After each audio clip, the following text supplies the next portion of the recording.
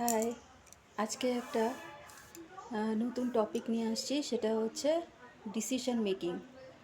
Decision making মানে decide করতে পারে না অনেকে কি করবে বা কোনটা চুজ করবে।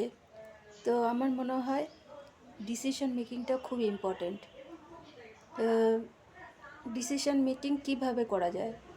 এক তো কি আমি ডিসাইড করছি সেটার একটা টপিক, যে আমি এইটা ডিসাইড করতে চাই যে এটা করব কি করব না, বা এটা হবে কি হবে না।